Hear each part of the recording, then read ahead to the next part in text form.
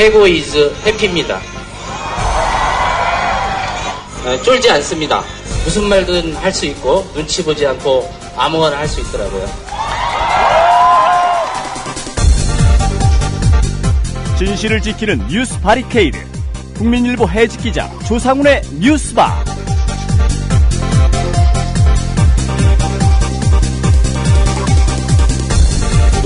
청취자 여러분 안녕하십니까, 조상훈입니다. 2월 17일 월요일 뉴스바입니다. 오늘 아침 뉴스바가 마련한 뉴스 메뉴 소개해드리겠습니다. 민주당이 어제 전국 동시다발 거리 홍보전을 통해 국가기관 대선 개입 특검 도입을 요구하며 특검 여론몰이에 시동을 걸었습니다.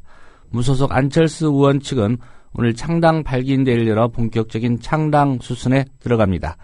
신당 명칭은 새정치연합으로 정해졌습니다. 이석기 통합진보당 의원은 오늘 내란 음모 혐의 1심 선고를 기다리고 있습니다. 대선 개입, 안철수, 종북이라는 전국 키워드가 나란히 떠오르는 오늘 민주당 박강원 대변인을 이슈 탐험에서 만나보겠습니다. 검사가 술자리에서 여기자들을 성추행했습니다. 대검찰청이 조사를 실시했는데 결과는 감찰본부장 경고였습니다. 황교안 법무부 장관은 성추행이라는 표현이 적절한지 모르겠다고 감싸기까지 했습니다. 이진한 대구지검 서부지청장에 관한 얘기입니다. 피해자 가운데 한 명이 보다 못해 이진한 지청장을 고소했습니다. 이 문제를 추적하고 있는 한국성폭력 상담소 최진아 사무국장을 초대석에서 연결하겠습니다. 오늘 월요일 요일별 코너에서는 특종의 진술을 만나보시겠습니다. 잠시 광고 듣고 김용민 PD와 함께 조간신문부터 훑어보겠습니다. 학교폭력 예방 앱 스마트 보디가드. 스마트폰 왕따 문자 등 사이버 학교폭력이 6배 이상 늘었습니다. 학교폭력은 언제나 욕설, 모욕, 협박과 같은 폭력 문자를 동반합니다. 그런 학교폭력 문자만을 감지하여 부모님께 알려드립니다. 미리 알면 예방할 수 있습니다. 구글 플레이에서 학교폭력 예방 전문 어플 스마트 보디가드를 설치하세요. 지금 설치하고 먼저 무료 이용해보세요.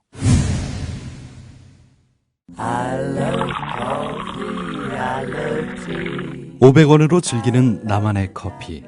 원두 쇼핑몰 헝그리 커피. 최정상급 로스터가 1년 이하 최고급 뉴크롭 생두를 로스팅해 즉시 배송해드립니다. 대량 구매 시 가격이 할인됩니다. 검색창에 헝그리 커피를 검색하세요. 헝그리커피.com. 헝그리 커피에서 원두를 구매하시는 분들께는 차량용 국민TV 스티커 2매를 함께 보내드린다. 안녕하세요. 참여연대 회원인 MBC 해직기자 이용마입니다. 2014년 대한민국은 과거로 회귀하고 있습니다.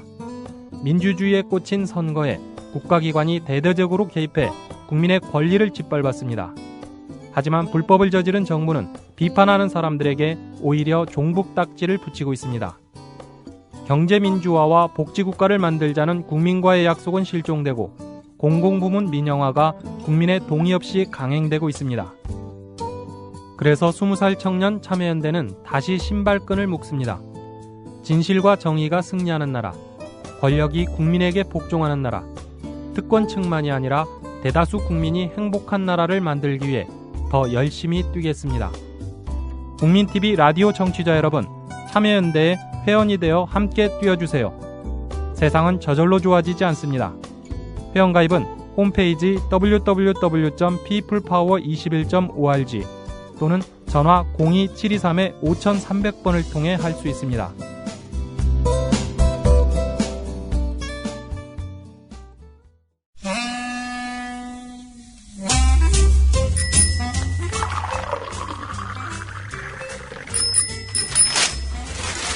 아침 신문 귀로 읽으세요. 김용민의 조간 브리핑.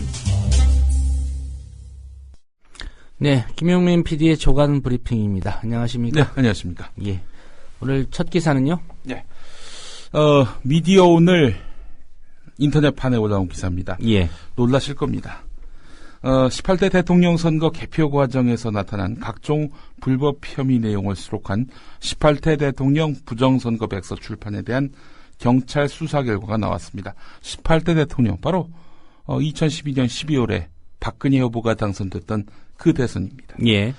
자, 그 대선이 부정이었다라면서 부정선거의 근거라면서 제시한 내용들 이를 담은 책 18대 대통령 부정선거 백서 이에 대한 경찰 수사 결과는 무혐의로 결론 났습니다. 예. 무혐의. 이게 중앙선관위가 고소를 했던 사건이죠? 예, 그렇습니다. 이 사건은 지난해 11월 6일 중앙선관위 김신기 선거 1과장을 비롯해서 선관위 직원 8명이 김필원, 한영수 대표, 그러니까 선거 무효 소송인단 대표를 상대로 고소하면서 수사가 이루어졌는데요. 이 책은 지난해 11월 22일 천주교 정의구현 전주교구 사재단 주최로 열린 박근혜 대통령 사퇴 촉구 시국미사에서 박창신 원로 신부가 이 책자를 들고 입장한 장면이 언론에 공개되면서 대중의 관심을 탔는데요. 예. 자, 이 책에는 지난 18대 대선 개표 과정에서 표가 증가한 현상, 유령표라고 이들은 규정하고 있는데요. 유령표 현상을 비롯해서 박근혜 후보와 문재인 후보의 표가 뒤바뀐 경우, 또 개표 완료도 되기 전에 방송사의 개표 결과를 전송한 경우, 당시 현행법상 사용이 금지된 투표지 분류기, 이른바 전자개표기를 이렇게 사용해서 오류를 낳은 경우 등 개표 부정으로 볼 여지가 있는 실제 사례가 이렇게 담겨 있습니다. 예. 선관위는 이 모든 것들이 실수 또는 착오로 벌어진 일인데 이를 부정선거 단면으로 보는 것은 문제가 있다. 이건 명예훼손이다 해가지고 소송을 제기해왔습니다. 자, 그런데 경찰은 이 선거 무효 소송인단 대표들의 주장, 이 주장을 허위로 볼 근거가 없다면서 무혐의 의견으로 검찰에 송치했습니다. 예. 중요한 것은 이제 검찰에서 경찰의 무혐의 의견 그대로 네. 받아들일지, 예. 뒤바꿀지 이건데 검찰의 태도 지켜봐야 되겠네요. 예, 그렇습니다. 이와 관련해서 방배경찰서 진흥수사팀의 이원출 경위는 답변하기 곤란하다. 이렇게 답했다고 하는군요. 예. 다른 신문이 아니라 미디어 오늘이 특정 보도를 한 거군요. 예, 단독 보도한 내용입니다. 예. 자, 지난해 12월 31일 고 이남종 씨가 박근혜 정권 퇴진을 외치면서 서울역 앞 고가도로에서 스스로 목숨을 끊었지요. 분신해서 숨을 거뒀는데요. 자, 그런데 지난 토요일 저녁 6시 20분쯤 시민사회단체 활동가인 김창건 씨가 몸에 석유를 붓고 시위를 하다가 불이 번져서 화상을 입었습니다. 다행히 생명에는 지장이 없었는데요. 예. 자, 이분하고 한겨레가 인터뷰를 했습니다. 오늘 12면에 관련 기사가 있는데 이분은 관권 부정선거가 명백한데도 불구하고 정치권은 지지부진하고 시민들의 관심도 시들해져 가고 있다. 서울역 고가도로에서 3일만 버티면 사람들이 알아줄 것이라고 생각해서 시위를 하려고 올라갔다. 이렇게 설명을 했습니다. 큰 시민사회단체가 주최하는 시위는 갈수록 힘을 잃어가고 사법부와 야당도 한패라고 느껴졌다. 평범한 시민이 할 수 있는 건 이것밖에 없다는 생각을 하게 돼서 결행하게 됐다라고 말을 했다고 하는군요. 예. 자, 그런데 이 김창건 씨는 2008년 광우병 촛불 집회 전까지는 평범한 시민이었고요. 2007년 대선에서는 이명박 대통령을 찍었다고 합니다. 자, 그런데 그 광우병 촛불 집회에 나서면서 압수수색을 당하는 등 이렇게 저렇게 탄압을 당하게 됐고 결국 잘 나가던 직장도 그만둘 수밖에 없었다는 겁니다. 그래서 이제 2009년부터는 시민사회 활동가로 이렇게 나섰다고 하는데요. 예. 시민들에게 주의를 환기하기 위해서 스스로 목숨을 끊으려 했던 건데요. 예. 예. 관련한 기사가 한겨레 12면에 있습니다. 이 지금 큰일 났네요. 예, 소치 동계올림픽에 출전하고 있는 한국 쇼트트랙이 전체 8개 세부 종목 중 5개 종목이 끝난 현재까지 금메달을 한 개도 따지 못했습니다. 이제 남자 500m와 여자 1000m, 3000m 계주만 남았다고 하는데요. 예. 특히 남자부의 부진은 러시아로 귀화한 안현수가 금 1개, 동메달 1개를 딴 것과 극명하게 대조가 되면서 국내 쇼트트랙계의 자중질환의 근원이 되고 있습니다. 남자부는 2002년 솔트레이크 시티 대회 노메달을 제외하면 매번 1개 이상의 금메달을 따냈었습니다. 자, 서울신문을 보니까 말이죠. 안현수 화려한 부활, 한국 들러리로 추락 이런 제목의 기사를 일면에 실었네요. 예, 이것도 이제 쇼트트랙과 관련된 얘기고요. 예, 그렇습니다.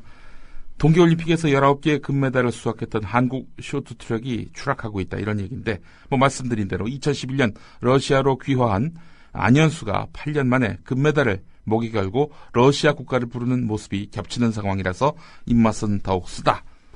기자는 이렇게 기사를 이어가고 있는데요. 자, 박근혜 대통령이 지난 13일 파벌 싸움에 대해 언급한 것이 오히려 상황을 복잡하게 만들었다고 이 기자는 전하고 있습니다. 예. 안현수 후 폭풍은 개인보다 국가를 위해 헌신할 것을 강요했고 이를 숙명인 양 감내했던 한국 스포츠의 내셔널리즘이 전환점에 있음을 보여주고 있다. 그것도 아주 신랄한 모습으로 이렇게 기사가 마무리되는데요. 예.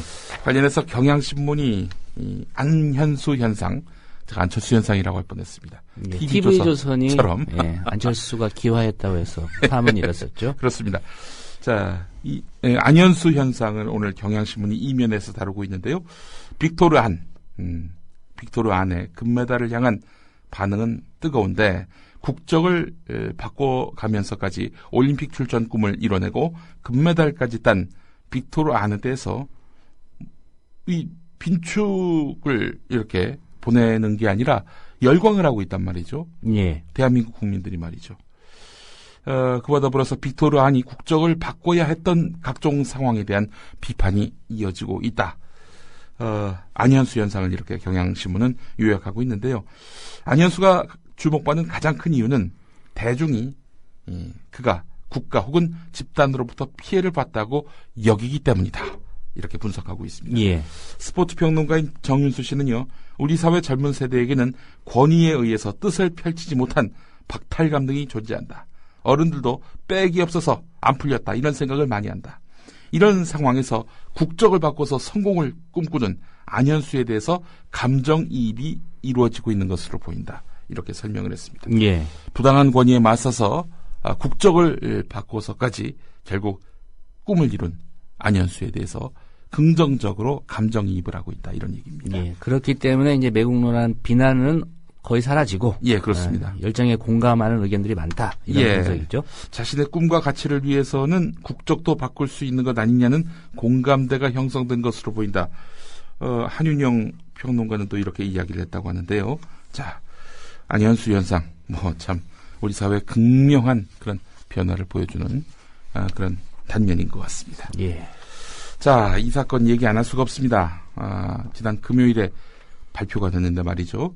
자, 탈북 화교 출신으로 서울시 공무원으로 일하다가 간첩 혐의로 기소된 유우성 씨 항소심 재판에서 검찰이 증거로 낸 이 기록이 위조됐다고 중국 정부가 회신을 했습니다. 예.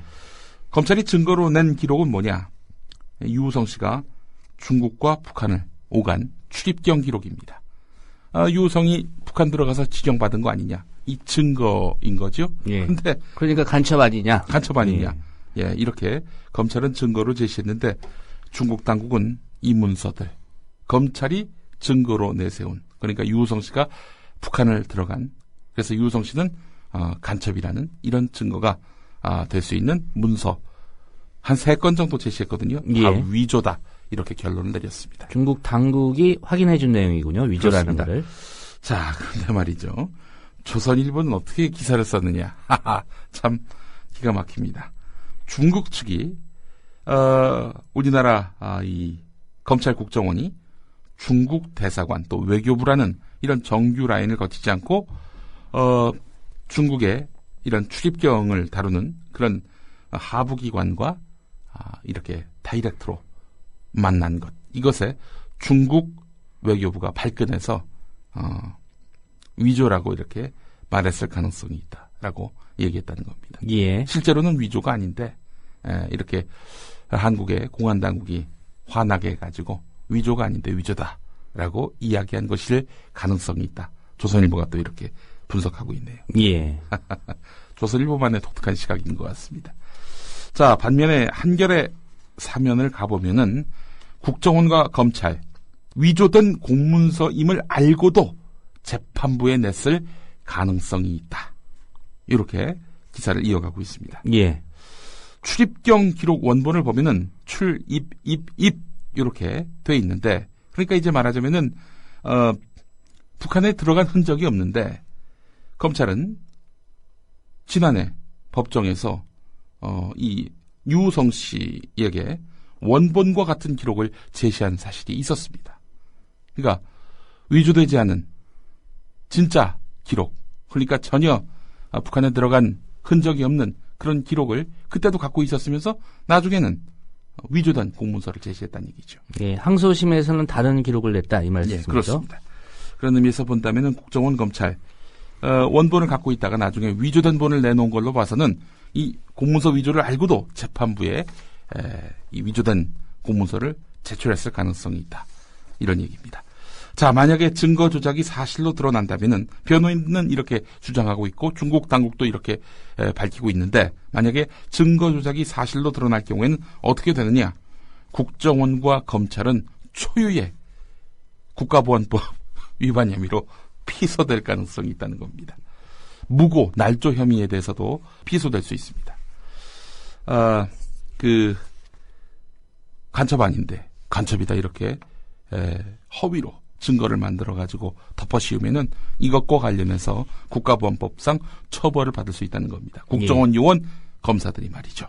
최악의 위기 상황이 발생했다 이렇게 볼 수 있을 텐데요. 이 군사정권 때도 없었던 문서 조작이었습니다. 특히 외교 문서 조작은 전례가 없습니다.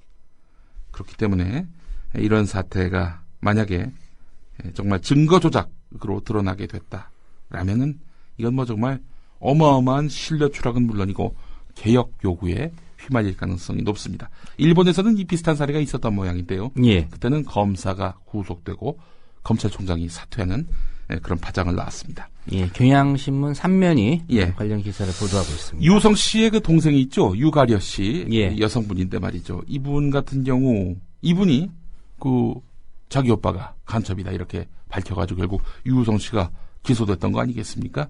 근데 이 유가려 씨는 180일 동안 묶인 가운데서 사실상 이 허위 자백을 강요받았다라는 정황이 사실로 드러나고 있습니다.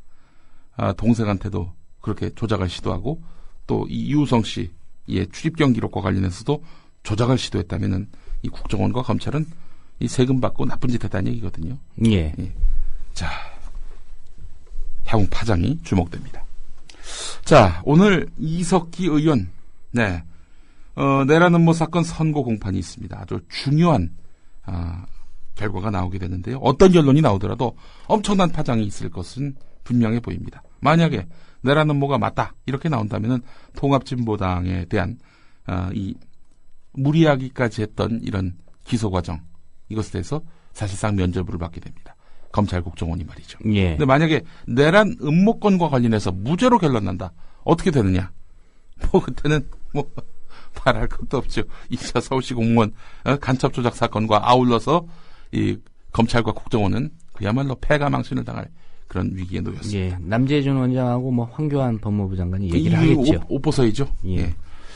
자, 만약에 그 이석기 의원에 대한 내란 음모가 무죄로 결론 난다면은 어떻게 결론 날지 상당히 주목됩니다. 예, 오늘 법원 선고가 수원지법에서 오후 2시로 예정이 돼 있죠? 네, 예. 촉각이 곤두섭니다.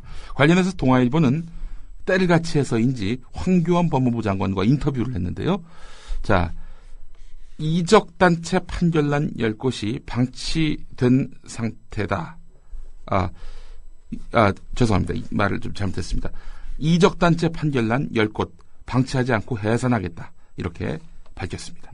반국가사범 관련 단체들을 그냥 방치하는 것은 비정상적 관행 또는 부조리라면서 현존하는 반국가단체 및 이적단체 해산에 적극 나서겠다 이런 입장을 밝혔는데요.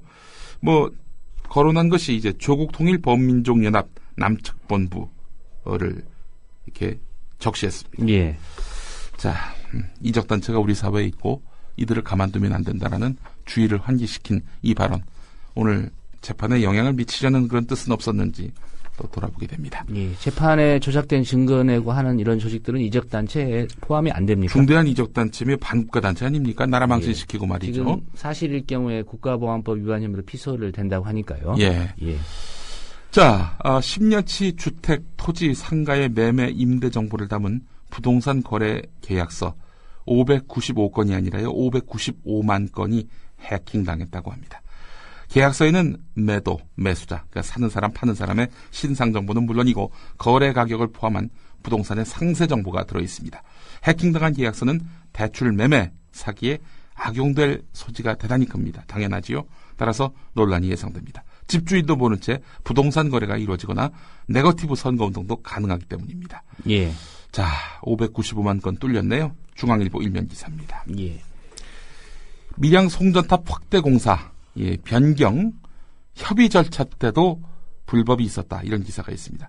한전이 경남 밀양 765kV 초고압 송전탑 공사를 벌이면서 불법으로 공사 면적을 넓힌 데 이어서 이를 변경하는 절차도 불법적으로 한 것으로 확인됐다는 겁니다.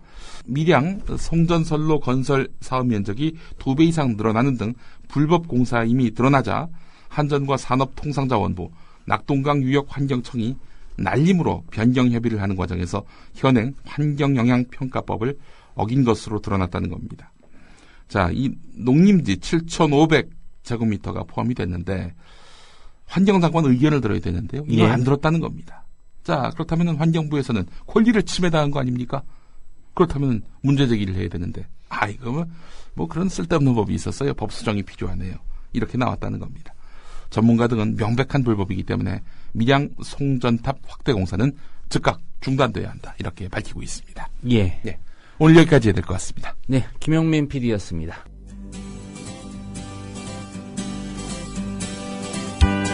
막간 퀴즈입니다.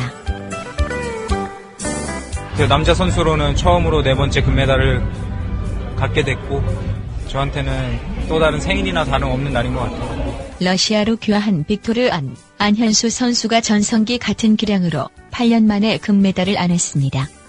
문제 드립니다.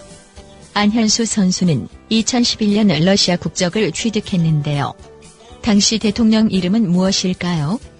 1번 고르바초프, 2번 옐친, 3번 푸틴, 4번 메드베데프, 5번 레닌. 정답을 아는 분은 답과 함께 연락 가능한 이메일 주소를 남겨주세요. 2분을 추첨해 음반을 선물로 드립니다.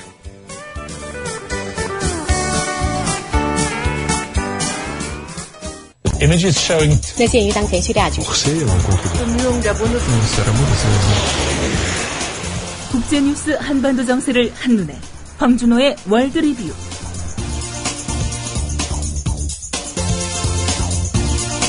네, 주말과 밤사이 국제뉴스 그리고 한반도 관련 소식 짚어보겠습니다. 황준호 PD 자리했습니다. 안녕하십니까? 안녕하십니까? 예. 이집트 동북부 싱라이 반도에서 발생한 테러로 지금 한국인 3명이 사망했다는 소식이 이제 주요 뉴스로 다뤄지고 있는데요. 좀 자세히 살펴봐야 될 것 같습니다. 관광버스 폭탄 테러로 한국인 3명 그리고 이집트인 2명이 사망했습니다. 숨진 한국인은 이번 관광을 주선한 현지 가이드 겸 여행사 블루스카이의 사장 재진수 씨 56세고요. 예. 이 사람하고 한국에서 동행한 가이드 35살 김진규 씨, 또 시나이 반도로 성지순례를 간 충북 진천 중앙교회 신도 64살 김홍열 씨, 이렇게 3명입니다. 김홍열 씨는 중상을 입고 헬기로 병원에 옮겨지다가 숨진 것으로 알려졌습니다. 이집트인 사망자로는 운전사하고 테러범 자신이 사망한 것으로 전해지고 있습니다. 예, 그럼 자살 폭탄 테러라고 봐야 되겠군요. 그렇습니다. 네, 사고 개요도 좀 설명을 해주실까요? 이집트 시나이 반도의 타바라는 곳에서 일어난 일인데요. 현지 시간으로 어제 일요일 오후 2시 40분경에 충북 진천 중앙교회 신도 31명 등 한국인 33명이 탄 관광버스가 힐튼 호텔에 멈추고 승객들이 그때 내리고 있었습니다. 그런데 운전사 좌석 근처에서 폭발물이 터지면서 한국인 관광객들이 변을 당했습니다. 힐튼 호텔에서는 2004년에도 폭탄 테러가 발생해서 이스라엘과 이집트 사람들 34명이 숨지고 105명이 다친 적이 있었고요. 2012년 2월 정확히 2년 전에는 한국인 관광객 3명이 시나이 반도에서 그 현지 베두인 무장 세력에 납치됐다가 하루 만에 풀려났던 그런 일도 있었습니다. 예, 시나이 반도 하면은 중동하고 이스라엘 갈등 관계 때 많이 언급이 됐던 지명인데요. 이곳이 좀 테러가 자주 발생하는 지역입니까? 예, 평소에도 외국인 납치라든지 테러 공격 이런 것들이 종종 발생하는 아주 위험한 지역입니다. 2011년 3년 전 2월에 이집트의 무바라크 독재 정권이 시민혁명으로 무너지고 또 그 후에 민주적으로 선출됐던 무르시디 대통령까지 작년 7월에 쿠데타로 축출되면서 이집트 정국이 지금까지 계속 혼란스러운 상황인데요. 예. 그러면서 시나이 반도 지역의 치안은 더 나빠졌습니다. 이 지역은 이집트와 이스라엘의 중간에 있는 완충 역할을 하는 중동의 아주 전략적인 요충지인데 원래부터 살고 있는 유목민 베두인족 그리고 이 지역 주민들 또 이슬람 세력 이런 사람들은 이집트 중앙정부의 차별과 탄압 이런 것에 대해서 굉장히 뿌리 깊은 반감을 가지고 있고 그만큼 이슬람 무장 세력이 활동하기에 아주 좋은 환경이 되고 있습니다. 그래서 이슬람 세력은 이집트 시민혁명과 무바라크 퇴진 이후에 그 이스라엘과 가스강 공격 이런 것들이 굉장히 많이 있었는데 거기에서도 그 이슬람 세력이 배후로 지목되고 있습니다. 예, 특별히 외국인을 노려서 테러를 저지른 그런 배경이 있을까요? 예, 무르시 대통령 축출 이후 처음이라고 지금 외국인을 노린 테러는 과거에는 있었지만 무르시 대통령 축출 작년 7월 이후로는 처음이라고 알려지고 있습니다. 작년부터 이슬람 무장단체 소행으로 추정되는 이집트 군인과 경찰을 노린 테러 이것은 굉장히 빈번하게 일어났고 그에 대한 정부군의 반격도 이어지고 있습니다. 그런 식으로 공격과 보복이 꼬리를 부르면서 지난 반년 동안 100명이 넘는 군인과 경찰이 무장단체한테 살해가 됐는데요.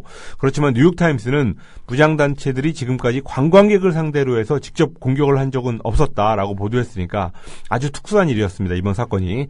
한국인들이기 때문에 특별히 노렸다 이렇게 보기는 어려운데 무장 세력의 공격이 외국인들을 향하는 신호탄이라는 분석은 나오고 있습니다. 예.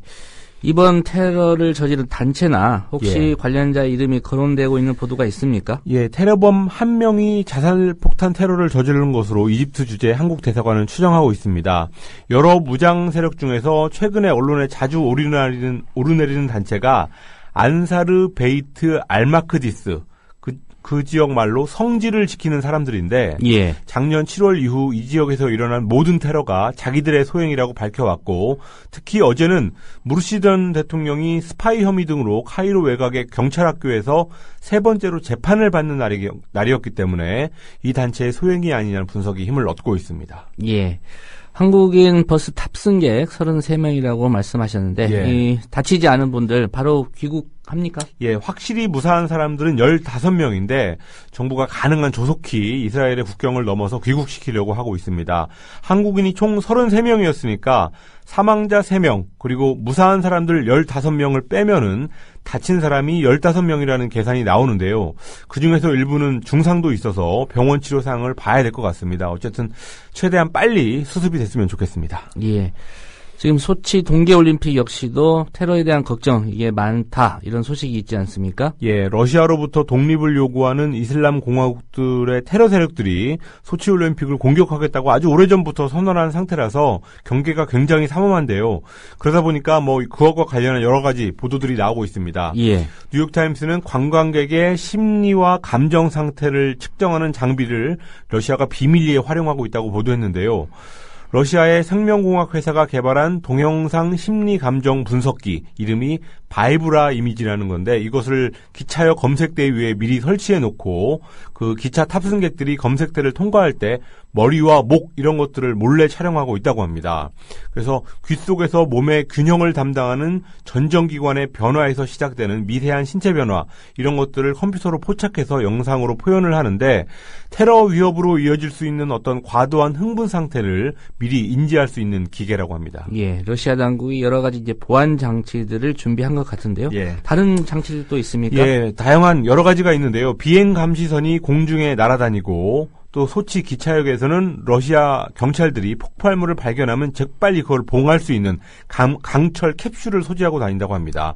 또 2살 이상의 모든 관람객들은 경기장에 입장할 때 얇은 합판으로 된 관람권을 반드시 목에 걸고 다녀야 됩니다.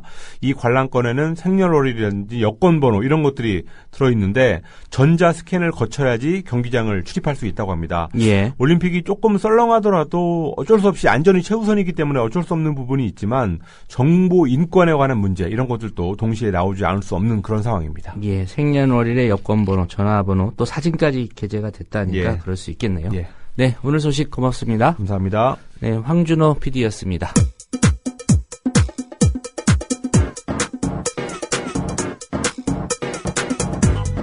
조상훈의 뉴스바. 이제는 이슈 탐험입니다. 네, 무소속 안철수 의원의 신당 새정치연합이 드디어 오늘 실체를 드러냅니다. 또 이석기 통합진보당 의원은 오늘 1심 선고 공판을 치르게 됩니다. 지방선거를 앞두고 휘발성 강한 이슈에 한꺼번에 불이 붙는 그런 모양새인데요. 이런 가운데 민주당은 어제 전국 동시다발 거리 홍보전을 바탕으로 특검 여론몰이에 시동을 걸었습니다. 민주당 박광원 대변인 전화로 연결해서 민주당 얘기 좀 들어보겠습니다.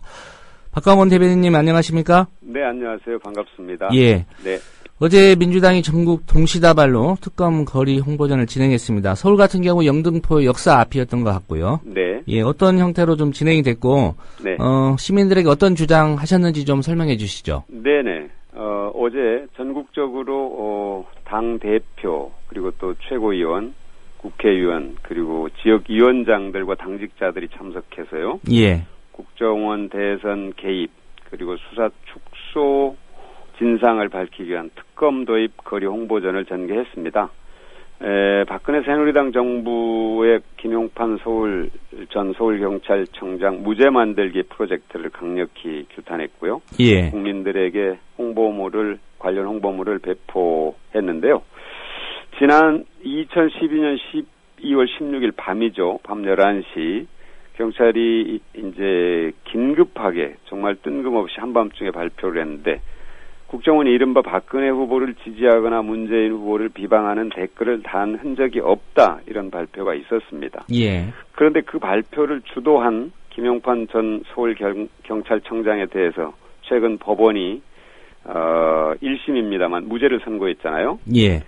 근데 그 판결이 최동욱 검찰총장 찍어내기, 또 윤석열 특별수사팀장 찍어내기, 이와 함께 수사검사 전보나 교체로 수사팀을 공중 분해한 그 권력의 국정원 대선 개입 무죄 프로젝트의 결과라는 것을 국민들께 알리고요. 예.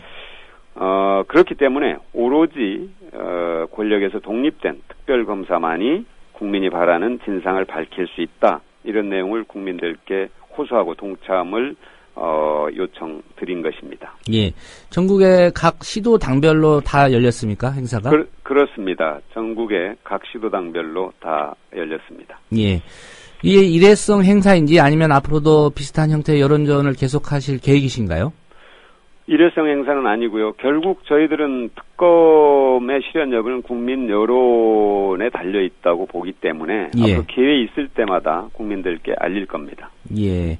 그 토요일이었습니다. 서울역 국가에서 또 한 분의 시민이 정치권 또 시민사회의 관심도 이 특검에 대해서 좀 시들어간다라고 네. 해서 휘발유 석유를 동원해서 이제 좀 화상을 입으셨는데 네. 그런 또 시위가 있었습니다. 네. 이런 상황 국민들의 여론이 좀 네. 특검 강력하게 촉구하라는 정치권에 대한 그런 메시지 같은데 어떻게 보고 계십니까? 매우 안타까운 일이죠. 이미 지난번에 100일 넘어 전에 한 분이 그런 이제 강력하게 특검 도입 요구를 하면서 분신을 해서 목숨을 잃은 그런 일이 있었지 않습니까? 예. 그런데 또 그와 유사한 일이 벌어졌는데요. 저희들로서는 정말로 무겁게 받아들입니다. 그리고 이런 사태에 대해서 박근혜 대통령과 새누리당 정권이 가볍게 여겨서는 결코 안 될 것입니다. 목숨을 버리면서까지 특검 요구를 하고 진상을 밝히라고 하는 요구에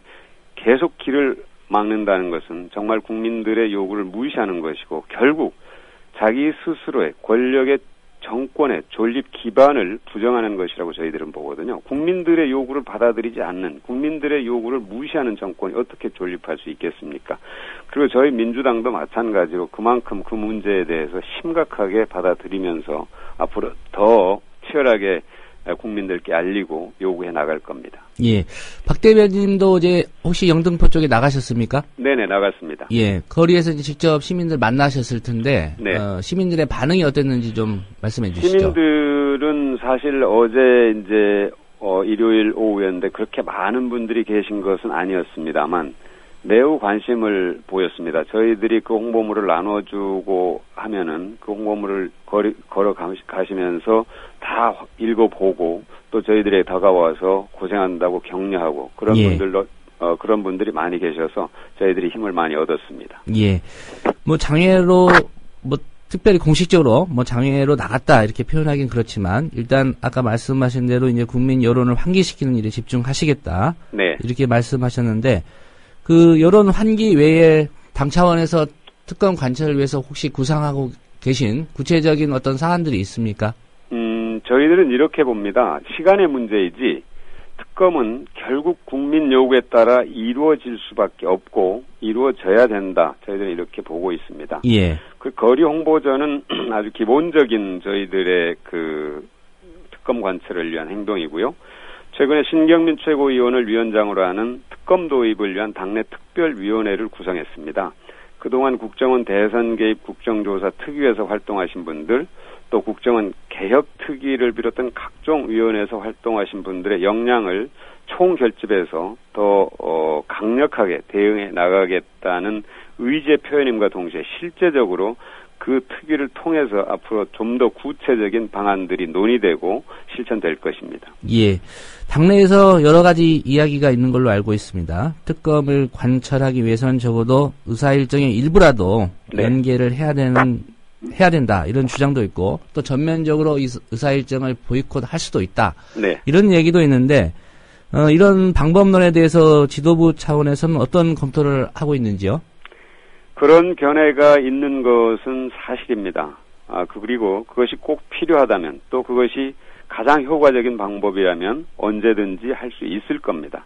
다만 지금 말씀하신 것처럼 실행 여부는 당 지도부와 원내 지도부의 면밀한 검토 이후에 결정될 텐데요. 예. 현 단계에서는 오히려 지금 2월 임시 국회가 이제 열려 있는데 상임위를 통해서 원내 활동을 통해서 박근혜 새누리당 정부를 상대로 권력의 불법 행위를 지적하고 잘못을 따져야 할 시점이라는데 의원 대부분이 공감하고 있습니다. 다만 이제 대법관 인사청문회가 있습니다. 대법관 인사청문회가 있는데 그 대법관 인사청문회에서 보다 더 법원의 판결에 대한 문제를 심도 있게 지적하자는 그런 의견과 대법관 인사청문회를 다소 지연시킬 수도 있지 않느냐는 그런 의견이 있었던 건 사실인데 예. 논의 끝에 예정대로 대법관 인사청문회는 진행하기로 했습니다. 예, 일단 2월 임시국회 일정은 정상적으로 좀 진행이 된다 이렇게 보면 되겠군요. 네.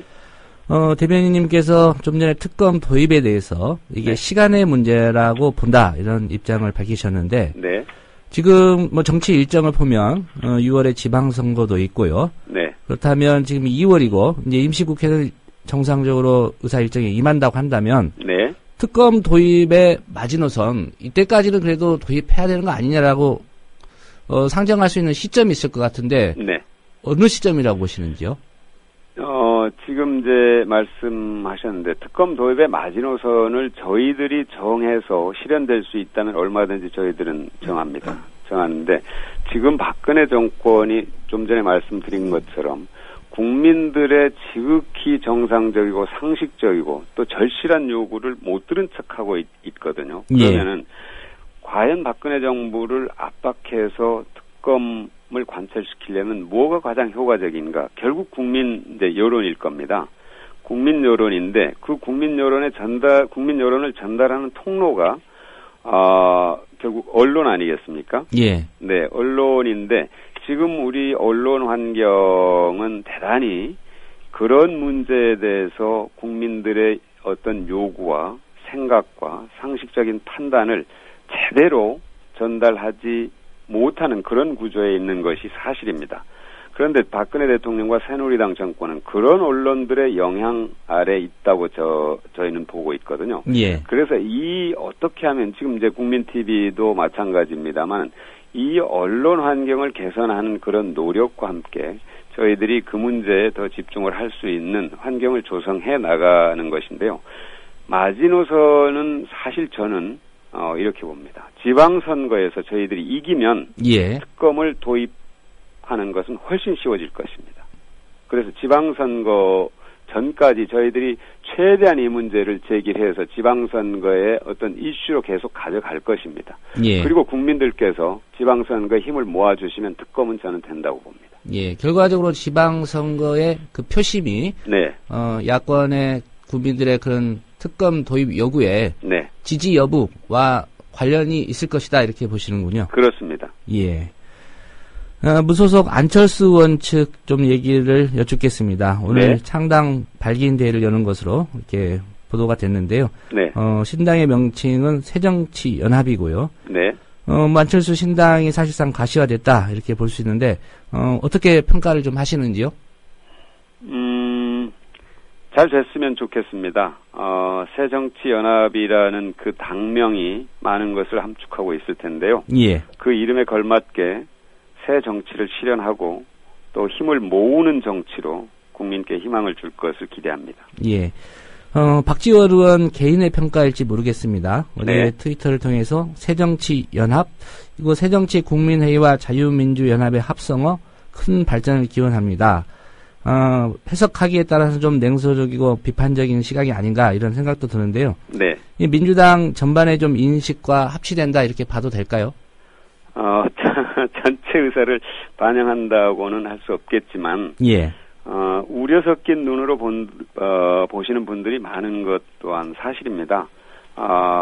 사실 이제 이 새정치연합의 탄생이 어떤 그 야당의 외연을 확대하고, 그러니까 울타리를 더 넓게 치고 이른바 파일을 더 키우고, 그래서 박근혜 정부, 새누리당 정부의 민주주의 퇴행, 민생 외면, 역사 거꾸로 가기, 역사 뒤집기, 이런 것에 대해서 강력한 경고를 내리고 바로 잡는데 역할을 할 수 있었으면 하는 그런 기대감이 있는 것이 사실이죠. 예. 그런데 이것이 혹시 그 새누리당 박근혜 정부에게 어부지리를 주는 것 아닌가 하는 이런 우려 때문에 이런 조금은 비판적이고 냉소적인 그런 견해들이 나오는 것 아닌가 이런 생각이 듭니다. 예. 지방선거를 앞두고 있기 때문에 연대에 대해서 좀 안 여쭤볼 수가 없을 것 같습니다. 네. 중간에도 말씀하셨지만 결국에 특검 도입 여부도 이제 지방선거에서 국민들이 특검 도입을 주장하는 정치 세력에 표를 줄 거냐 말 거냐. 네네. 이게 중요한 가늠자라고 말씀하셨기 때문에. 네네. 지방선거를 그런 주장을 하는 분들이 일단 승리해야 된다라는 게 이제 전제가 되지 않습니까? 네. 박 대변인 말씀대로라면. 네. 그렇다면 이 연대가 과연 지방선거 승리로 가는 중요한 그런 열쇠다 이렇게 네. 보시는지요? 그것이 결정적인 열쇠가 될 것이라고 보는 분도 계시고요. 꼭 그렇지만은 않다 하고 보는 분도 계시지 않습니까? 예. 이제 안철수 의원의 신당, 이제는 새정치연합이라는 말을 써야 되겠군. 새정치연합에 관계되는 분들이 설이 지난 다음에, 예.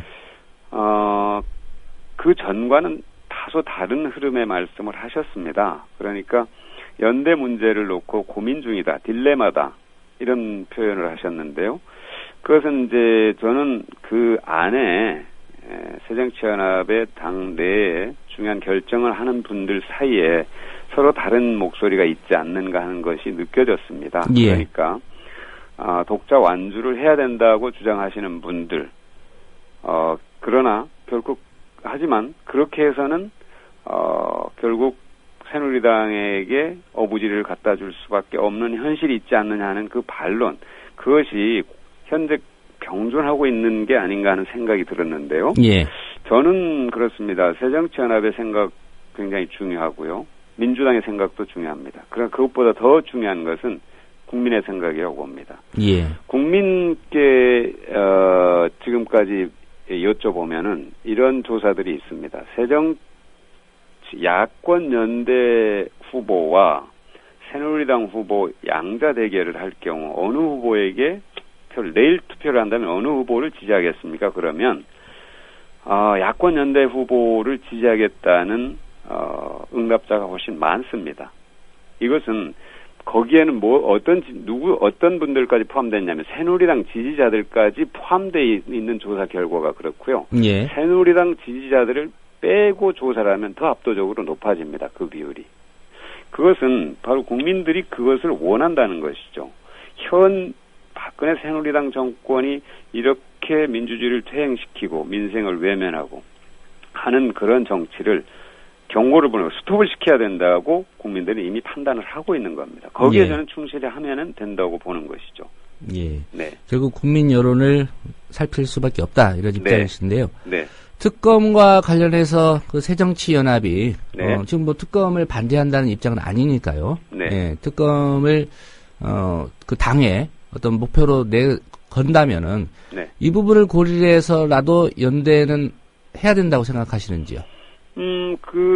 그 부분은 지난번에 김한길 대표와 안철수 의원이 만나서 특검 도입, 그 다음에 기초선거 정당공천 폐지 문제에 대해서는 행동을 같이 하기로 한 거죠, 이미. 예. 네네.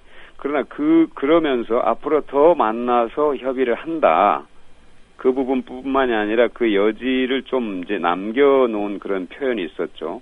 그리고 6월 지방선거에서 국민들이 새누리당 심판에 공감할 것이다 하는 그런 표현이 있었습니다. 그것은 전체적인 맥락을 보면 6월 선거에 뭐 연대하겠다 뭐 이렇게까지 확대 해석은 할 수 없다 하더라도 그 두 가지 문제에서는 확실하게 힘을 합친다는 것은 분명하고요. 예. 그것이 어떤 고리가 돼서 앞으로 어떻게 진전될 것인가 말 것인가는 이제 정치가 그냥 많은 분들이 얘기하시기를 생물이라고 하니까 예. 앞으로 어떻게 전개될 것이다. 지금 단계에서 이렇게 되고 이렇게 안 될 것이다. 단정적으로 말하는 것은 저는 피하고 싶습니다. 예.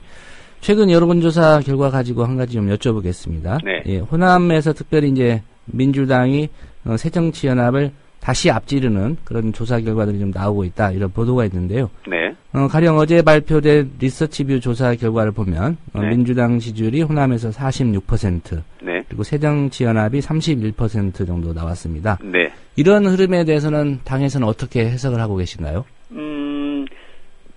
일희일비하진 않고요. 지지율은 저는 늘 변하는 것이라고 봅니다.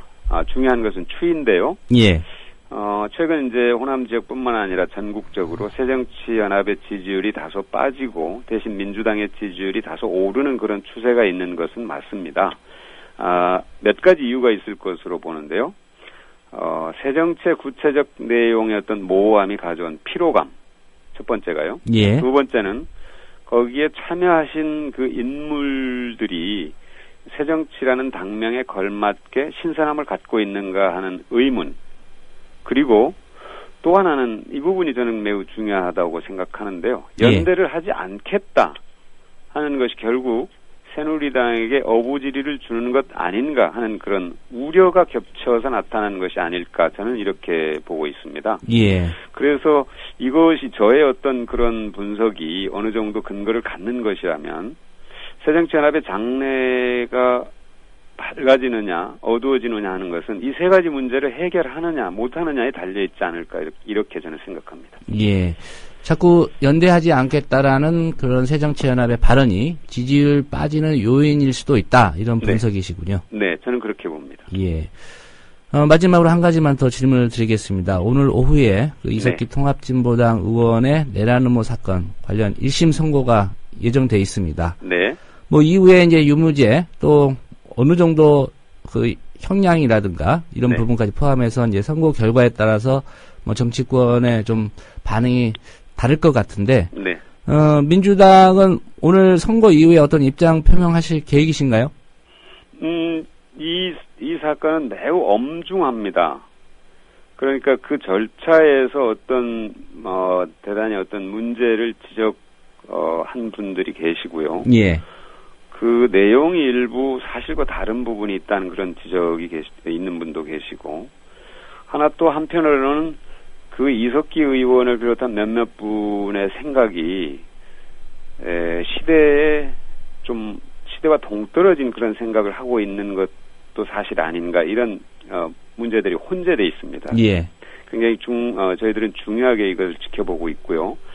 어떤 결과가 나오든지 그것에 대해서 냉철하게 평가를 하고 저희들의 의견을 제시를 하겠습니다. 예. 네. 뭐 웬고하니 이제 김용판 전 서울경찰청 무죄 선고에 대해서도 네. 뭐 정당별로 법원의 판단이었지만 입장 발표가 있었기 때문에 네네. 뭐 이 사안 역시도 법원의 판단일지라도 뭐 정치권의 입장 표명이 있을 걸로 예상이 되기 때문에 여쭤봤습니다. 네. 네, 오늘 말씀 고맙습니다. 네, 고맙습니다. 네, 지금까지 민주당 박광온 대변인이었습니다. 유성, 유가려 두 남매 간첩 조작 사건. 그 전말을 살펴보면 첫 번째, 탈북자 유성을 간첩으로 몰기 위해 동생 유가려를 심리적으로 압박한다. 뉴스타파 보도 내용. 국정원이 운영하는 중앙합동신문센터로 간 유가려 씨는 첫날부터 독방에 수용됐습니다.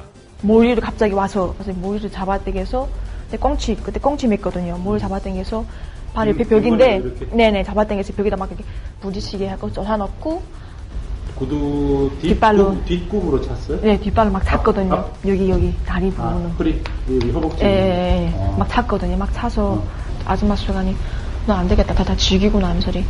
전기 고문실로 데려가겠다. 전기 고문실로 데려가겠다. 정신부터 들게 해주겠다는 소리. 내가 안 가겠다 하는데 막 제발 저는 안 하겠습니다. 좀 봐주십시오 하면 내가 막 울었습니다. 막 울어가지고.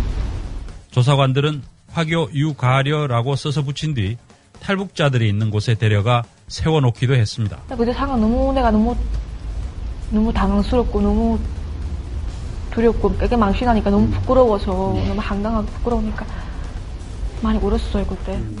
한편 조사관들은 법정에서 이를 부인했습니다. 폭행한 사실이 없습니다. 유가려 씨가 북한 보위부에서 고문당한 일이 있는데 그것을 합신센터에서 당한 것처럼 말하는 겁니다. 결국 유가려 씨는 오빠 유성 씨가 간첩이었다고 허위 자백하는데, 내가 완강하게 버텨야겠다. 어떻게든 버텨야겠는데 버티지 못하는 거예요. 이제는 이렇게 나오는 거 내가 빠지기 힘들구나. 억압에 걸렸구나. 이런 생각 막 들었거든요. 그래서 내가 너무 힘들어서 할 수 없이 인정했고 너무 힘들어서 자살 시도를 했습니다. 유가려 씨의 허위 자백. 표창원 교수는 웬만한 사람이라면 그렇게 할 수밖에 없었을 것이라고 말하고, 180일이라는 그 너무나 긴 기간을 다른 사람의 조력을 받지도 않고 연락 교통도 할 수 없는 상태에서 뭐 밤이나 낮이나 아무 때나 취조당하고 또는 협박, 회유, 기망 등에 노출되어 있다면 이건 아주 정말 특수한 정신력의 소유자, 독립투사 이상의 그런 특별한 사람이 아닌 한 그 취조하는 사람, 수사관이 원하는 진술을 해줄 수밖에 없는 그런 상황이라고 볼 수 있습니다. 이렇게 해서 1심 결과는 유성 간첩 혐의 무죄. 한 방을 먹은 검찰과 국정원. 2심에서 새로운 카드를 꺼내는데, 서울시 공무원 간첩 사건에 대해 1심 법원이 무죄를 선고했지만 국정원과 검찰은 여전히 피의자 유성 씨가 간첩이라고 주장하고 있습니다. 최근 2심 재판에서 유성 씨가 수시로 북한에 들어갔음을 보여주는 중국 출입경 기록이 법원에 제출되기도 했습니다. 그러나 유 씨는 이 기록이 조작됐다며 수사기관을 고소했습니다. 1월 9일 국민TV 라디오 노정면의 뉴스바와 단독 인터뷰를 했던 유성 씨의 말. 그러니까 중국에서 제가 통행증을 떼고 북한으로 갔다 왔다는 증거로 지금 재판부에 지금 출입국 기록을 지금 수사기관에서 제출을 했는데요. 네. 제가 중국에 있는 그 해당 기관에 발급받은 기록이랑 현재 검찰에서 제출한 출입국 기록이 다릅니다. 아, 그래요? 예, 그리고 제가 그 검찰에서 발급받은 출입국 기록을 중국에 계시는 아버지나 그리고 동생 그리고 중국에서 변호사님을 선임을 해서 네. 그 하령시 공안국이라는 곳에서 발급받았다고 주장을 하고 있어서 네. 그게 해당 기관의 그 출입국 관리 대대라는 곳을 찾아가지고 네. 그 한 번도 아니고 거의 한 7번, 8번 거기 수사 그 하령시 공안국을 찾아가지고 출입국을 계속 따지고 있는데요. 당신들이 출국에 그 발급한 것이 맞냐고 여러 차례 가서 물어봤습니다. 네. 근데 그쪽에서 말하는 것이 잘 발급한 적도 없다고 얘기를 합니다. 네. 그리고 지난 금요일 검찰은 유 씨가 지난 2006년 5월 27일과 6월 10일 사이 북한에 체류했다고 보고 있습니다. 이를 증명하기 위해 검찰은 중국 출입국 관련 기록을 제시합니다. 하지만 중국 당국이 재판부 요청을 받고 발급한 기록엔 그 시기 동안 유 씨는 중국에 있었다는 얘기입니다. 그래서 변호인단 측은 검찰의 증거가 위조됐다고 주장합니다. 검찰에서는 2번에 걸쳐서 들어갔기 때문에 포섭이 됐다 이렇게 말을 하는데 이 출입국 기록이 그게 이제 위조됐다는 것이죠. 요약하자면 서울시 공무원 간첩 사건 재판에서 검찰이 증거로 제출한 공문서가 위조됐다고 중국이 밝혀 논란이 커지고 있습니다. 중국은 위조 경위를 분명히 해야 한다는 입장입니다. 다시 뉴스바 인터뷰에서 유우성 씨. 1년 가까이 아무것도 못하고 그냥 재판만 계속 하고 있습니다. 네. 그래서 너무나도 힘들고 솔직히 제가 무슨 다른 사건도 아니고 간첩 사건으로 받고 있으니까 주변 지인들을 만나서 말도 못하겠고 사람도 못 만나겠고 너무 억울하 너무 힘들어. 예. 가족들도 너무 힘들고 해서 너무 억울해서 이렇게 얘기하게 됐습니다.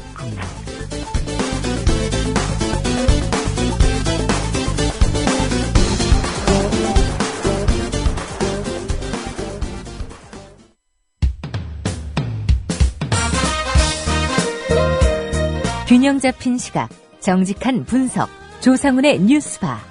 이어서 초대석으로 만납니다.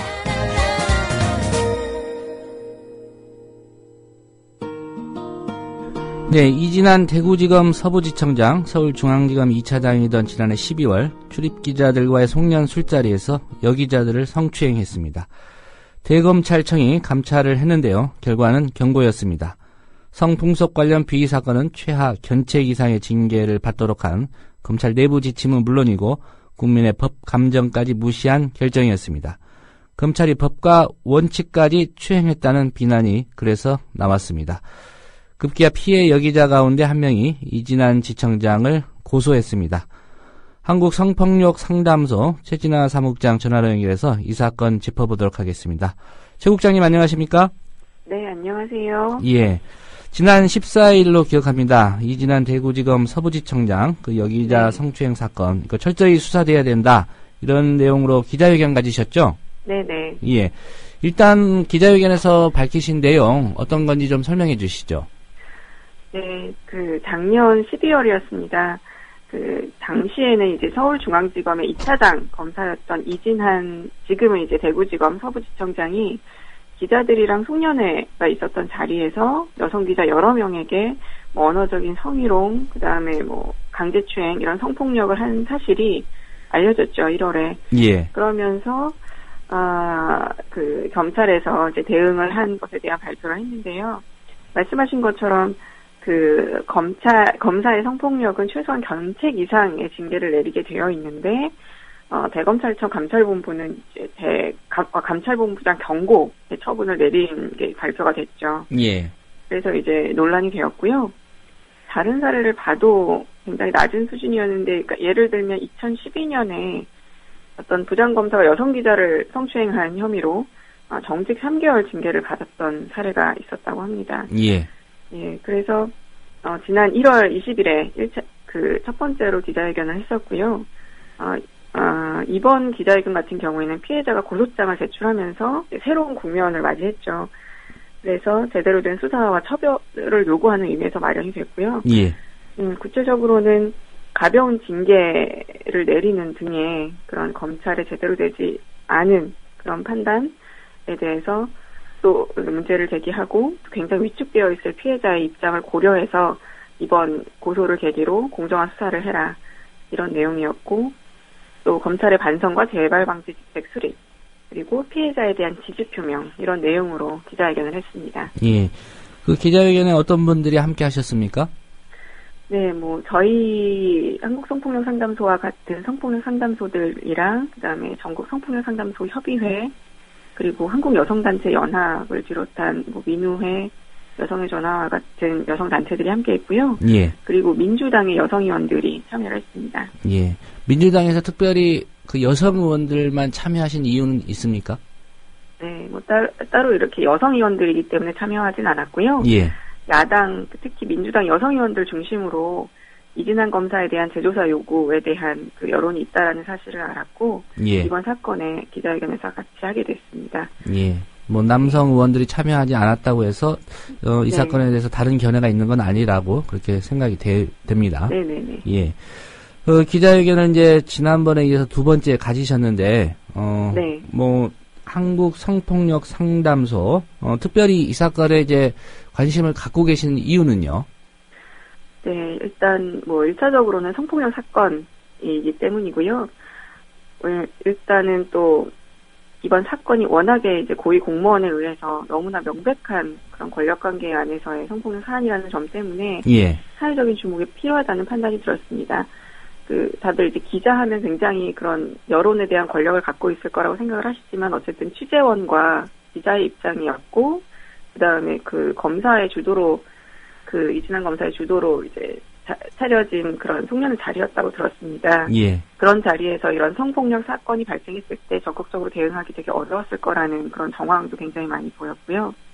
명백한 성폭력 사안이었고 또 검찰이 적극적으로 가해자를 징계하지 않거나 이랬다는 점도 기존의 이제 고위공직자 성폭력 사건도 이제 연상이 되면서 반성폭력 운동하는 단체들이 이제 연대 대응이 필요할 수밖에 없다라는 판단이 들었죠. 예.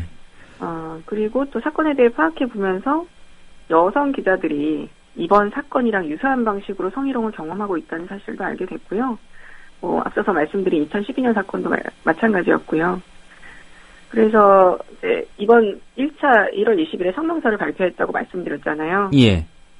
그러면서 이 이후에 뭐 검사들이 더 이제 뭔가 재발 방지 대책에 노력을 하는 것이 아니라 뭐 농담식으로든 굉장히 이제 여성 기자들에겐 굉장히 불편한 언어인데 뭐 남 기자 불러와라, 출연 기자들한테 남 기자 불러와라, 뭐 남자 기자들이랑 일해야겠다 이런 식의 말들을 아무렇지 않게 한다는 이야기도 들었습니다. 예. 그러니까 검찰이 뭔가 반성을 하거나 이런 것이 아니라 오히려 여성 기자들이 취재 현장에서 배제가 되거나 한다면 정말로 검찰이 이번 사건을 제대로 성폭력으로 인지하거나 대응을 하지 않고 있구나라는 생각이 많이 들게 됐죠. 예. 기자회견 몇 시간 직후에 이제 검찰이 이 사건 수사에 착수했다 이런 얘기가 있었습니다. 사건이 중앙지검 형사 1부에 배당이 된 것 같고요. 이제 검찰 쪽에서는 강제추행 혐의로 고소된 사건이지만 이 검사가 연루돼 좀 네. 감찰 성격이 큰 사건이다 이렇게 보는 것 같습니다. 네네. 일단 이 사건 배당된 형사 1부가 어떤 곳인지 좀 궁금하고요. 그 다음에 아무래도 관심이 그 검찰의 감찰본부장 경고 요것과는 좀 다른 결론이 날 것이냐 아니겠습니까? 어떻게 네네. 전망하시나요? 일단 형사 1부는 이제 뭐 저희도 자주 이렇게 보는 부서는 아닌데 예. 공무원 범죄, 뭐 공직기관 관련한 사건을 맡는 부서라고 합니다. 그래서 이제 이번 건이 고위공직자에서 일어났다는 특성이 있기 때문에 이 형사 1부가 수사하는 게 맞다고도 보이지만 예. 저희와 같이 이제 성폭력 피해자를 많이 지원했던 단체 입장에서는 성폭력에 대한 이해를 갖지 못한 수사 담당자들이 수사를 했을 때 생기게 되는 파장이나 이런 것들이 사실 우려가 되고요. 그러니까 왜냐하면 검찰이 처음에 이제 발표를 했을 때 사건 당시에 피해자들이 성폭력임을 이야기하지 않고 문제들이 하지 않았다는 거를 경미한 처벌의 이유로 들었거든요. 예. 물론 이 말 자체가 말이 안 되는데 예를 들면 이런 식의 판단이 또 이번 수사에서 있지 않을까라는 걱정이 드는 거죠. 그러니까 대부분의 권력관계 성폭력도 보면 이런 그 성폭력 상황에서 그 즉시 자신의 판단이나 감정을 가해자한테 표현하지 못한 경우가 대부분입니다. 실제 이 사건도 그 정황을 보면 피해자가 거부하려는 제스처를 굉장히 많이 했던 걸로 보이는데 가해자가 그에 굴하지 않고 계속 성폭력을 한 걸로 보이거든요. 그렇기 때문에 이러한 정황들을 정말 잘 판단을 하려면 뭐 성폭력 수사 전담팀이랑 공조 수사라든지 약간 이런 것들에 대한 발표가 있어야 되지 않나라고 보이고요. 예. 그리고 이번 처분이 감찰본부장 경고와는 다를 수 어떻게 달라질 것이냐라고 질문하신 부분에 대해서는 지난번 경고 조치는 내부 감찰의 결과였고요. 이번 형사 고소는 본격적으로 형사법에 근거한 수사가 이루어진다는 점이거든요. 예. 그렇기 때문에 뭐 기소 불기소 여부, 그다음에 뭐 실형 징역 여부 뭐 이런 것들이 사실 이번에 판단이 됩니다. 그래서 더 이제 이번 피해자 고소 이후에 검찰의 움직임을 저희가 주목을 하고 있습니다. 예. 이게 가해자가 검사가 아니었고 그냥 보통의 시민이었다면 이런 사건 같은 경우에 대체로 어떤 뭐 수사나 처벌을 받게 된다고 보십니까? 물론 법률적으로 이제 검토를 해봐야 되겠지만요. 예. 사실 뭐 검사든 아니든 같은 과정으로 수사를 받게 되는데요.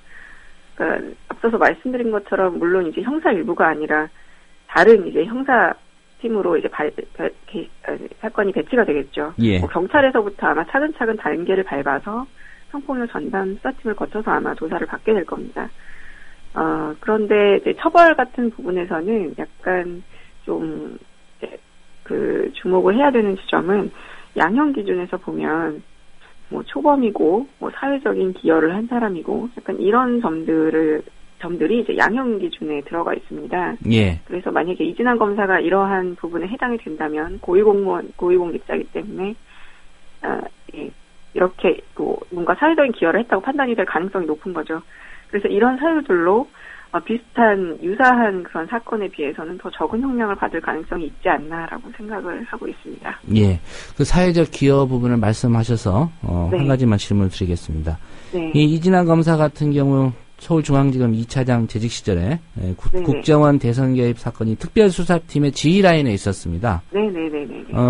그 감찰본부의 뭐 공식적인 징계가 아닌 그냥 감찰본부장 경고로 난 게 이런 좀 배경이 작용했다 이렇게 좀 생각을 하시는지요? 그러니까 사실 그 지점을 저희도 보이지 않는 부분은 아닌데요. 확실히 그렇기 때문에 이렇게 징계가 났다라고 지금은 판단하기는 좀 어렵지 않나라는 생각이 들고요. 예. 만약 정말 그렇게 해서 판단을 했다면 더 이제 검찰이 더 이렇게 뭐 나서서는 안 되는 부분이라고 생각이 들고, 그러니까 항상 저희가 성폭력 사건을 접할 때 이런 문제들이 있습니다. 명백한 성폭력 사건임에도 불구하고 너무나 정치적인 이유로 이렇게 해결이 안 되거나 너무나 정치적인 이유로 피해자가 얼마나 어려운 상황인지 되게 외면을 받게 됩니다. 예. 그런데 이제 앞서 말씀하신 그런 공안검사였다라는 이 가해자의 배경이 이런데 적용될 거라는 지점, 사실 저희도 우려는 되지만 지금 우선은 이제 피해자에 대한 지원이나 지지에 초점을 맞추고 그것에 대해서는 이제 언급하지 않고 이제 성폭력 사건이라는 것에 대해 더 초점을 맞추는 것이 저희의 역할이라고 생각은 하고 있습니다. 예, 이 성폭력 사건이 지금 친고죄가 폐지된 걸로 알고 있습니다. 네네. 예, 그러면 이번 사건 같은 경우에도 검찰이 의지만 있었다면 뭐 고소가 있기 전에 수사할 수 있었을 것으로 보는데, 뭐 사건 수사가 이루어지지 않은 이유, 뭐 어떻게 보십니까? 저희도 이 지점이 굉장히 부적절하게 처리가 되었다라고 보고 있는데요. 그 중에 하나가 이제 언급하신 그 피해자의 처벌 의지가 고려되지 않았던 부분인데요. 예. 이진환 지청장이 처음에 감찰에 들어갔을 때 피해자가 처벌 의사를 밝혔음에도 불구하고 법무부가 이제 그런 보고를 들은 바 없다, 이런 식의 발표를 했습니다. 검찰이 그런 식의 발표를 했습니다. 그런데 이제 사실 그거는 이제 절차적인 측면으로 봐도 사실 납득이 되지 않는 부분이거든요. 네. 그리고 친고죄가 폐지가 되었다는 것은 사실은 경찰이나 검찰이 사건을 인지를 하면 수사에 들어갈 수 있습니다. 예. 그리고 검찰이 이 피해자가 누구였는지를 몰랐을 리가 없거든요. 그런 점에서 자기 내부에서, 검찰 내부에서 이러한 강제추행 건이 발생했는데 이 사건을 인지했음에도 불구하고 적극적으로 수사를 개시하지 않은 것, 이런 것들을 굉장히 저희는 의심이 들고요. 그렇기 때문에 공안검사여서 어떤 이번 정부에서 어떤 실세여서 이렇게 사건이 제대로 해결되지 않았냐라는 판단이 계속 나올 수밖에 없는 거죠. 예. 네, 사건에 검찰이 어떻게 수사를 하고 결론을 낼지는 지속적으로 또 최진아 국장님께서 지켜봐야 될 것 같습니다. 네네. 예, 오늘 말씀 고맙습니다. 예, 감사합니다. 예, 지금까지 한국 성폭력 상담소의 최진아 사무국장과의 인터뷰였습니다. 여러분은 지금 국민일보 해직기자 조상훈이 진행하는 국민TV 라디오 아침 시사 프로그램 조상훈의 뉴스바와 함께하고 계십니다. 네, 월요일입니다. 가짜 특종이 판치는 언론 환경에서 진짜 특종의 의미를 함께 생각해보는 코너죠. 특종의 진수 시간입니다. 네, 보도 전문 채널 YTN이 특종을 하고도 한 달 넘게 보도를 하지 못했던 것으로 드러나 논란이 일고 있습니다. 박근혜 대통령 공약과 관련된 그런 보도 내용이었는데요. 어떻게 된 일인지 알아보겠습니다. 오늘 또 미디어스의 김한 기자 나오셨습니다. 안녕하십니까? 네, 안녕하세요. 네, YTN이 특종을 하고도 박근혜 대통령 눈치를 보느라 보도를 못했다, 이런 주장인데요. 어떤 얘기입니까? 네, YTN이 박근혜 대통령 공약에 따라서 경찰수가 증언된 것을 이제 비판하는 특종 기사를 취재를 했습니다. 예. 근데 이제 수차례 수정 지시가 내려지는 과정 속에서 아예 이제 최종적으로 보도가 나갈 때는 대통령이 언급된 부분이 삭제된 채 이제 보도가 됐는데요. 예. 내부에서도 YTN의 고위층이 자기 검열과 권력 눈치를 본다는 게 드러났다, 이런 이제 거센 비판이 나오고 있는 그런 상황입니다. 예. 그 기사에 대해서 수정 지시를 내렸다고 하면은 보도국의 어떤 간부들입니까? 네, 그렇습니다. 예. 좀 더 구체적으로 얘기를 한번 해볼까요? 박근혜 대통령이 이제 후보자 시절에 경찰 인력을 증원하겠다는 공약을 냈었습니다. 예. 그래서 이후에 이제 대통령이 되고 나서 경찰 증원을 했는데요. 이 증원 과정이 좀 이제 부실해서 무대책 증언이다, 이런 비판이 경찰 내부에서도 나오고 있습니다. 그래서 YTN 리포트는 20여일 전에 취재 제작을 이제 마친 상태였습니다. 이제 당초 정상적인 스케줄이었다면 1월 20일 정도에 방송이 됐어야 되는데요. 예. 처음 이제 말하자면 경찰수 증언을 비판하는 보도였기 때문에 특종 기사였습니다. 근데 한 달 동안 기사의 가치도 없고 완결성이 떨어진다, 이런 지적과 함께 경찰의 입장을 반영해라, 누구의 멘트를 추가해라, 이런 이제 지시들이 있었고요.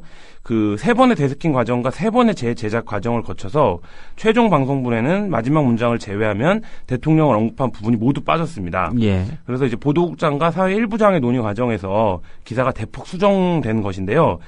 최종 확정이 된 이후에도 또 제목과 앵커 멘트가 또 바뀌기도 했습니다. 그래서 YTN 내부에서는 박근혜 대통령의 박자도, 대통령의 대자도 쓰지 못하는 언론사가 과연 종편, 다른 뉴스 채널 등 급변하는 미디어 환경에서 살아남을 수 있겠느냐, 이런 이제 회의감이 보도국 기자들 사이에서 나오고 있습니다. 예. 이 기사의 초점은 사실 이제 박근혜 대통령이 대통령 선거 후보 시절에 내걸었던 경찰 증원과 관련된 공약을 이제 점검하는 그런 네. 기사인데, 박근혜 대통령도 언급하지 말고 대통령이란 말도 언급하지 마라. 네네. 좀 이 기사 쓸 수 있을지 의문이 되는데요. YTN 내부에서 누가 왜 이렇게 기사에 손을 댄 거죠? 1차적으로는 이제 사회 일부장인 것으로 보여집니다. 승인한 기사의 앵커 멘트를 보면 오늘은 대통령 공약에 급급해 뚜렷한 대책도 없이 무턱대고 인원만 뽑는 경찰의 어처구니 없는 행정을 고발합니다. 라고 이제 되어 있는데, 이게 예. 이제 마치 대통령의 잘못이 아니라 경찰이 내부적으로 어떤 문제가 발생해 있는 것처럼 이제 이렇게 됐고, 근데 이거를 또 이제 보도국장이 고칩니다. 보도국장이 오늘은 확실한 준비 없이 인원만 늘려 뽑는 경찰의 어처구니 없는 행정을 고발합니다. 그래서 완전히 이제 경찰 책임론으로 이제 멘트가 수정이 됐는데요. 예. YTN 사건팀 기자들은 입장을 통해서 이제 이번 기사는 기초연금 사태 등과 관련한 이제 대통령 공약 후퇴 논란이 아닌 대통령 공약 준수가 의지가 있고 경찰이 여기에 따라가지 못한 정책적 한계를 짚어주는 비판성 기사였다. 근데 대통령이 들어갔다는 이유만으로 기사가 마구잡이로 수정됐다. 수긍할 수 없다. 이런 입장인데요. 일단 그 YTN은 이제 여기 이제 언급을 했듯지만 사회 일부 장과 보도국장이 대통령이 들어간다는 사실 자체에 엄청난 부담을 느끼고 또 이게 한참 이제 1월 달에 공약 관련된 논란들이 있지 않았습니까? 뭐 공약을 폐기했다, 후퇴했다, 뭐 그래서 이런 부분에서 YTN이 어떤 또 다른 말하자면 포인트의 공약 문제를 짚는 것에 대한 부담감을 느꼈던 것이 아니냐, 뭐 이런 이제 내부적인 평가가 나오고 있습니다. 예, 이런 해석도 좀 가능하지 않을까 싶습니다. 기자들은 정작 대통령 공약 비판하려고 하는 게 아닌데 데스크들이 지레 겁을 먹고 그런 게 아닌가라는 그런 측면도 있는데, 있습니다. 예. 그 이후에 YTN 기자들의 반응은 어떻습니까? 네, 그 사측은 데스킹 과정에서 이루어지는 정상적인 절차라고 해명을 했습니다. 근데 앞서 말씀드렸듯이 세 번의 데스킹과 세 번의 재제작, 그 다음에 최종 화면이 이제 다 만들어진 이후에 앵커 멘트라든지 제목이 수정되는 뭐 이런 것들 이제 굉장히 좀 의지가 개입되지 않고서는 이루어지기 힘든 이제 데스킹이었는데요. 젊은 기자들과 이제 노조는 성명을 내는 등 우려가 확산되고 있습니다. 사회일부 소속 사건팀 기자 9명은 지난 10일 사내 게시판에 박근혜 대통령은 YTN의 성역입니까? 라는 제목의 입장을 통해서 그 무대책 경찰 증언 불만 속출 리포트가 제작되는 과정에서 대통령의 언급 부분이 일방적으로 삭제됐다 이렇게 폭로를 했습니다. 기자들은 이 리포트에 대해서 수차례 수정 지시를 내린 이용렬 보도국장 등을 언급하면서 그 YTN 고위층의 자기 검열과 권력 눈치 보기가 드러났다 이렇게 비판을 했고요. 그 전국 언론노동조합 YTN 지부도 그의 성명을 냈고요. 2007년에 입사한 11기 기자들도 성명을 냈습니다. 그래서 그 YTN의 이 보도 파문이 이제 말하자면 정권의 직접적인 차원의 압력이 아니라 정권을 바라보고 있는 언론사 내부의 간부급 데스크들이 보도를 어떻게 조율하고 왜곡하고 또 수정하고 삭제하고 뭐 이러는 것인가를 좀 보여주는 사건으로 확장되고 있는 모양새입니다. 예.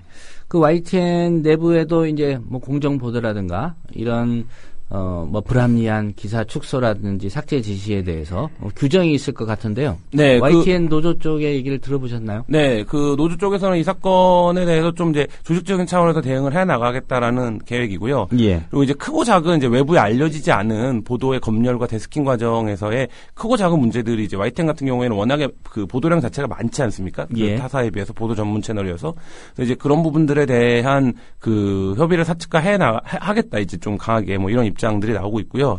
말씀하신 대로 이제 YTN은 장기 파업을 하는 과정에서 이 노조라든지 그 민실이가 그 민주얼 그 이제 공정방송을 하기 위한 협의 이런 채널들이 가동이 되고 있습니다. 사기로 이제 그에도 있고요. 그래서 이제 그런 부분들을 통해서 좀 대응을 해 나가겠다라는 계획이고요. 이게 이제 앞서도 말씀을 드렸듯이 그 사회 일부에서 직접 필드를 뛰고 있는 기자들이 이렇게는 못하겠다라는 이제 반응이 나온 것이기 때문에 좀 데스크들이 이런 방식으로 이제 보도국을 운영해 갈 경우에는 좀 파문이 확산되지 않을까 이렇게 보고 있습니다. 예, 그 YTN 노조도 입장을 표명했고요. 네, 그렇습니다. 예, YTN 노조의 뭐 상급 단체라고 할 수 있죠. 네. 예. 전국 언론 노조나 한국 기자협회에서는 관련해서 어떤 입장 발표가 있었나요? 네, 그 언론노조 YTN 지부가 성명을 냈고요. 그다음에 아직 기자협회 차원에서 입장 발표는 없는데 이 사건이 앞서 말씀드린 것처럼 박근혜 정부 들어와서 데스킹 과정, 그러니까 말하자면 간부들의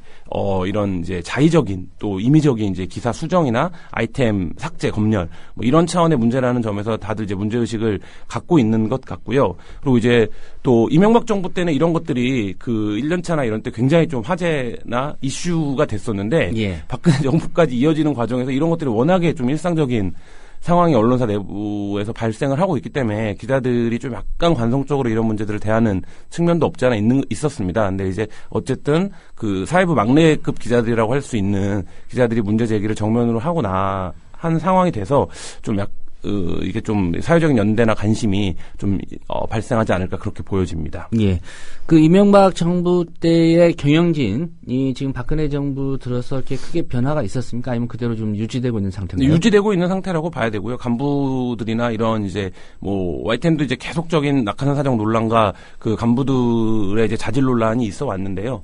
그런 부분들이 계속 되어 왔고 보도 채널 뭐 연합통신사도 마찬가지, 연합뉴스 같은 경우도 마찬가지입니다만 보도 채널 같은 경우에는 전체적인 이제 뉴스의 스트레이트나 속보를 빨리 전달하는 기능을 갖고 있고, 그다음에 보도량 자체가 앞서 말씀드린 것처럼 많기 때문에 굉장히 좀 중요한 매체입니다. 타 언론사들이 보통 연합뉴스나 이제 YTN의 속보를 보고 그렇죠. 어떤 판단을 좀 많이 하기 때문에 그래서 중요한 매체이기 때문에 좀 관심 있게 지켜봐야 될 것 같습니다. 예. 뭐 이 문제와 결부가 돼 있는지 모르겠습니다만은 YTN 보도국장 선임과 관련해서도 내부 논란이 좀 있다죠. 네, 그 이용렬 보도국장이 이 건뿐만 아니라 내부적으로 기사 데스킹 과정이나 이런 데서 이제 너무 말하자면 시시콜콜한 부분이라든지 너무 이제 아까 말씀드린 것처럼 그 지레 이제 좀 겁을 먹는 데스킹 뭐 예. 이런 표현 이런 것으로 이제 내부의 반발을 샀었습니다. 근데 이제 사측에서는 이제 유임을 결정을 했는데요. 그 YTN 사측의 문제는 이제 내부 기자들 아까 말씀드렸던 거지 그 사건팀 기자 뭐 11기 이런 막내급 기자들이 지금 현재 보도국의 보도가 문제가 있다라고 이제 제기가 되면 이게 정상적인 언론이라고 한다면 이제 어떤 수렴 과정이나 이런 것들이 있어야 될 텐데요. 예. 근데 이제 그런 거 없이 그 신경 쓰지 않고 그 이용렬 보도국장에 대해서 이제 유임을 결정했습니다. 그래서 이제 이런 부분들에 대해서 YTN 노조는 이제 매우 중대한 사태다. YTN의 어떤 그 편집 방향이라든지 보도에 있어서 그래서 대책을 논의하기 위한 긴급 집행부 회의를 17일에 진행하겠다. 이런 입장을 밝혔습니다. 예, 오늘이군요. 네, 오늘입니다. 예. 그러니까 최근에 이제 YTN 내부적으로 실국장들, 중요한 보직 간부들이죠. 네. 인사 발령이 있었는데 뭐 이번 사건의 논란의 당사자이기도 한 이용렬 보도국장은 이제 유임이 네. 됐고요. 과거 사례의 뭐 이용렬 보도국장에 대한 기자들이나 노조의 평가는 어땠습니까? 이 사건 전에. 네, 그래서 뭐 대체로 잘했는데 이번 사건이 불거져서 노조나 뭐 기자들이 비판 입장을 보이는 것인지 아니면 과거에는 어떻는지. 예, 뭐 노조에서 오늘 이제 회의 결과에 따라서 그 이용렬 국장의 과거 행적을 이제 자세하게 발표를 할 것 같은데요. 예. 그 조 기자님도 언론사에 계셨지만 사람의 성향이라는 것이 좀 일관된 측면이 있지 않습니까? 그래서 이용렬 국장이 계속 이제 문제를 일으키지 않다 갑자기 입건해서 그런 게 아니라 보도국 내부에서는 그 이용렬 국장이 어떤 구체적인 멘트에 대한 수정 지시라든지 예. 이런 것들을 많이 해왔던 거 이제 알려지고 있습니다. 그래서 이제 그런 부분들을 신경을 쓰는 건 어쨌든 보도국장이 특정한 어떤 권력이라든지 아니면 이런 곳을 향해서 계속적으로 이제 보도를 그 조율하고 그거를 이제 시각화하고 뭐 이런 측면들이 반영이 되었다라고 보고요. 보도국장 뭐 국장이던 이제 어쨌든 데스크를 보는 사람이 그런 특정한 정치적 세력과 입장에 내가 좀 우리 기사를 통해서 복무하겠다 혹은 우리 기사를 통해서 어떤 좀 그 카바를 하겠다 이런 견해나 관점을 가지면 밑에 기자들이 기사를 쓰기 굉장히 어려워집니다. 그러니까 말하자면 제목부터 이제 시비가 들어오고 뭐 이런 등등등의 여러 가지 뭐 아주 복잡하고 다양하고 매 순간마다 그걸 시비를 걸 수 있기 때문에 예. 사실 이제 그런 부분들에 대한 누적된 불만이 좀 표출되고 있는 것이 아닌가 이렇게 보여집니다. 예, 뭐 보도의 공정성 또 언론 매체가 갖고 있는 편집권이나 편성권은 자칫 뭐 보도국장이나 편집국장이 독점하고 있다 이렇게 생각하기가 네. 십상인데 뭐 보편적으로는 모든 구성원들 취재하고 보도하는 그 기자들이 공유하고 있다는 것을 네. 좀 이 회사 쪽이 좀 인지를 해야 될 것 같고요. 오늘 말씀드린 대로 이제 YTN 노조가 오늘 긴급 집행부 회의를 연다니까 관련 소식이 또 있으면 네. 나중에 말씀을 해주시면 좋겠습니다. 네, 알겠습니다. 네, 미디어스의 김한 기자였습니다. 고생하셨습니다. 네, 감사합니다. 네, 오늘 퀴즈 정답 말씀드리겠습니다. 오늘 퀴즈의 정답은 4번 메드베데프 대통령입니다. 네, 2월 17일 월요일 뉴스바가 준비한 메뉴는 여기까지입니다. 지금까지 제작의 김용민 PD 그리고 김효진 PD, 박성재 PD가 수고해 주셨고요. 내일 아침 7시 반에 다시 인사드리겠습니다. 들어주신 여러분 고맙습니다.